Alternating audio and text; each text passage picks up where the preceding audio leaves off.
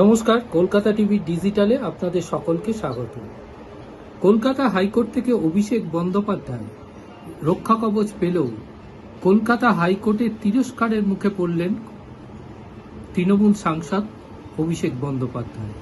অভিষেক বন্দ্যোপাধ্যায়ের আইনজীবী কলকাতা হাইকোর্টে যখন উপস্থাপন করেন যে অভিষেক বন্দ্যোপাধ্যায় 3 বারের সাংসদ, উদ্দেশ্য প্রণোদিত পদক্ষেপ, পার্টির শীর্ষ নেতৃত্ব রয়েছেন, তৃণমূল কংগ্রেসের জেনারেল সেক্রেটারি তিনি এবং তিনি লোকসভায় বিরোধী, তিনি এই দলের বিরোধী দলনেতা।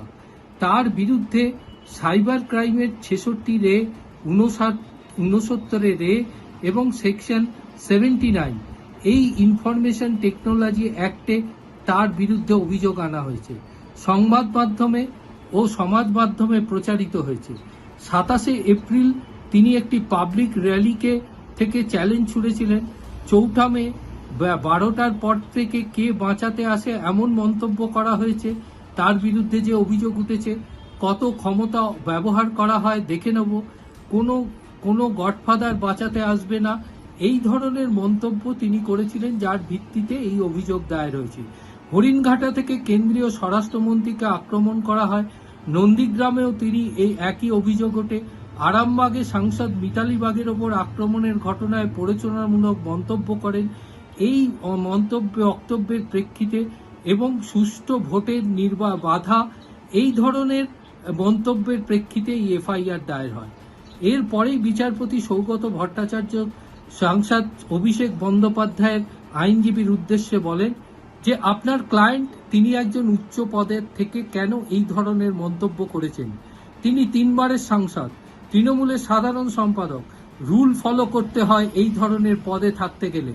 আপনি আদালতের দ্বারস্থ হয়েছেন, অন্য কেউ মন্তব্য করলে আপনাকেও করতে হবে। এই ধরনের ইরেসপন্সিবল স্টেটমেন্ট করা হয়েছে কেন? এমনটাই জবাব চান বিচারপতি সৌগত ভট্টাচার্য। কল্যাণ বন্দ্যোপাধ্যায় অভিষেকের আইনজীবী, তিনি বিচারপতির উদ্দেশ্যে বলেন, স্বরাষ্ট্রমন্ত্রী নিজে বলেছেন তৃণমূল কংগ্রেসের গুন্ডাদের বিরুদ্ধে ব্যবস্থা নেব। বিচারপতি সৌগত ভট্টাচার্য ফের তিরস্কার করেন। তিনি বলেন, নির্বাচনের আগেই এই মন্তব্য। যদি তৃণমূল এই ভোটে জিতত, তাহলে 4 তারিখে 4 মের পর কি হতো, পরিস্থিতি কি হলো ভাবতে পারছেন? এই রাজ্যের একটি কালো ইতিহাস রয়েছে, আদালতও বিষয়টি অবগত আছে। এখানে নির্বাচন পরবর্তী হিংসার কারণে বহু মানুষের মৃত্যু হয়েছে। এটা গুরুত্বপূর্ণ অভিযোগ, সংবাদ মাধ্যম মিডিয়াতে দেখানো হয়েছে এবং এটা কি তার স্ট্যাটাস, একজন সাংসদের কি স্ট্যাটাস হতে পারে, তার সেই সম্পর্কে তিনি অবগত নন। এরপরেই বিচারপতির কাছে রাজ্যের আইনজীবী অ্যাডিশনাল অ্যাডভোকেট জেনারেল বলেন যে তারা এ বিষয়ে যে ভিডিও তাদের হাতে এসছে তারা তদন্ত করতে চান। তবে ভোটের ফল যাই হোক না কেন, রাজ্যের অ্যাডিশনাল অ্যাডভোকেট জেনারেল বলেন যে আমরা এই মুহূর্তে বলছি না যে তাকে হেফাজতে বা কাস্টডিতে নিয়ে জিজ্ঞাসাবাদের প্রয়োজন আছে। আমরা আইন অনুযায়ী পদক্ষেপ গ্রহণ করব। তদন্তকারী কর্মকর্তা অর্থাৎ অনুসন্ধান অফিসার চালানোর পরেই অনুসন্ধান চালানোর পরেই তিনি এফআইআর দায়ের করেছেন। যদিও ডিফ্যাক্টো কমপ্লেনেন্ট অর্থাৎ যিনি অভিযোগকারী, তার পক্ষের আইনজীবী বলে অনেক জায়গায় বিজেপি কর্মীরাও আক্রান্ত হয়েছেন। কল্যাণ বন্দ্যোপাধ্যায় তার প্রতিবাদ জানিয়ে বলেন, এই দাবি সম্পূর্ণ অসত্য।